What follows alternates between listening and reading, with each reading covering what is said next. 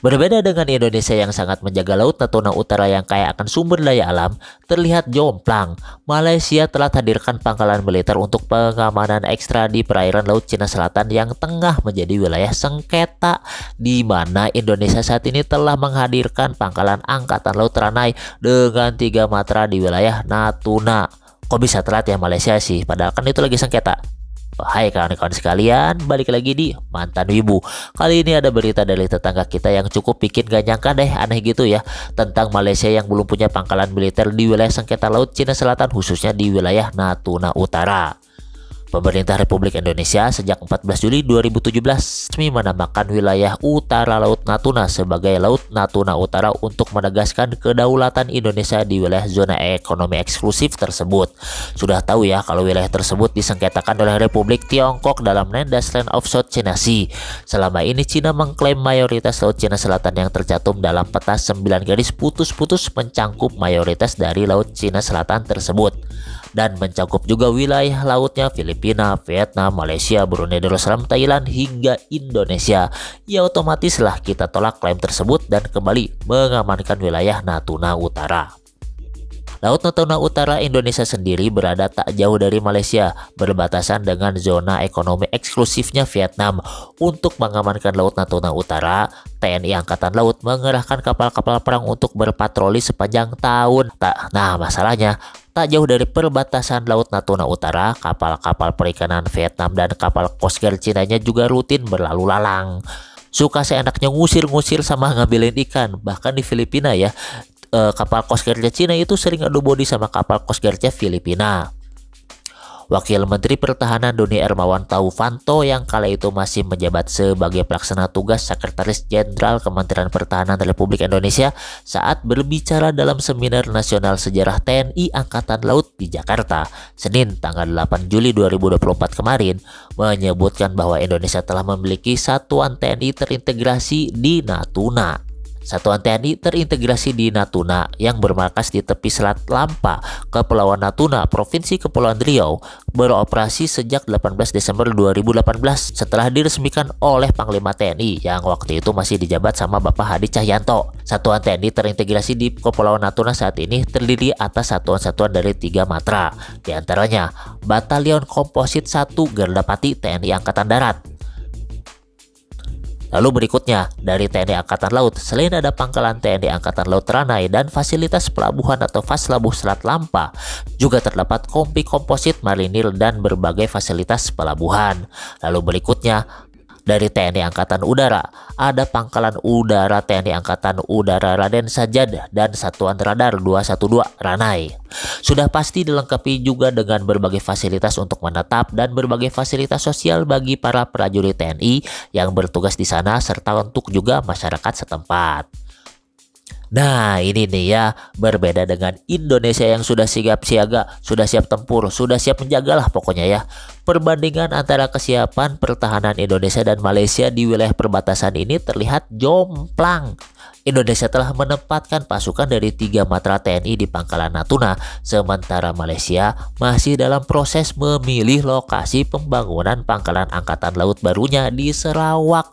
Lah kan aneh gitu, kok baru mau bangun pangkalan? Pada 15 Juni 2023, Menteri Pertahanan Malaysia saat itu, Datuk Seri Muhammad Hassan, mengumumkan bahwa pemerintah telah meluncurkan pengembangan pangkalan tentara laut di Raja Malaysia atau TLDM baru yang dikenal dengan Markas Besar Regional Maritim Keempat atau Mawila Keempat di Bintulu. Menurutnya, usulan pendirian pangkalan TLDM baru di Sarawak merupakan hasil penilaian strategis yang mempertimbangkan 2 faktor utama. Pertama, perlindungan kepentingan sumber daya alam nasional dan juga pertahanan kedaulatan dari ancaman asing. Namun pada perkembangan terbaru dikutip dari New Straits Times edisi 23 Maret 2025 kemarin, Lokasi markas besar daerah Angkatan Laut keempat atau Mabila 4 mengalami perubahan. Panglima Angkatan Bersenjata Malaysia, Dato Muhammad Nizam Jafar, mengonfirmasi bahwa Muara Tebas telah diidentifikasi sebagai lokasi yang lebih cocok dibandingkan dengan Bintulu. Keputusan ini diambil setelah mempertimbangkan berbagai faktor termasuk fasilitas yang tersedia dan biaya pemeliharaan. Intinya malah dipindah dulu karena ya setelah perencanaan pertama ternyata kemahalan kalau dibangun di Bintuni. Lambatnya langkah Malaysia dalam mendirikan pangkalan tentara laut di Raja Malaysia di Sarawak memicu reaksi dari Menteri Pariwisata, Industri Kreatif dan Seni Pertunjukan Sarawak, Datuk Seri Abdul Karim Rahman Hamzah. Pada tahun 2024 kemarin, ia mendesak agar pembangunan pangkalan TDLM di Bintulu dipercepat. Menurutnya, Malaysia tidak boleh menunggu hingga terjadi insiden besar seperti invasi sebelum bertindak. Ya iyalah, kudu cepet-cepet bertindak gitu kan sebelum Tiongkok makin lebar langkahnya. Lagian kan kalau nggak salah ya, kekayaan migasnya Malaysia kan ada di lepas pantainya Sarawak kan. Bahaya bos kalau dibiarin bos, diklaim Cina ya gimana, nanti kan repot gitu. Nah, Abdul Karim juga menyoroti bahwa masyarakat maritim di sekitar perairan Miri Krab berhadapan dengan kehadiran penjaga pantai Tiongkok atau China Coast Guard-nya di zona ekonomi eksklusif ZEE Laut Cina Selatan, khususnya di sekitar perairan Beting Petinggi Ali. Hal ini semakin menegaskan perlunya tindakan konkret dari Malaysia dalam menjaga kedaulatan perairannya. Sejak tahun 2022, diskusi mengenai pembangunan pangkalan TDLM di Sarawak sudah berlangsung. Dikutip dari BH Online edisi 23 Maret 2022, Panglima Armada Timur Malaysia saat itu, Laksamana Madya Datuk Sabrizali, menyatakan bahwa Sarawak adalah satu-satunya wilayah di Malaysia yang belum memiliki pangkalan tentara laut di Raja Malaysia. Nah, aneh kan kenapa di Sarawak belum punya pangkalan, di Sabah udah ada 5 pangkalan. Apa konflik dengan Indonesia di Blok Ambalat lebih penting dia daripada ancaman klaim Cina?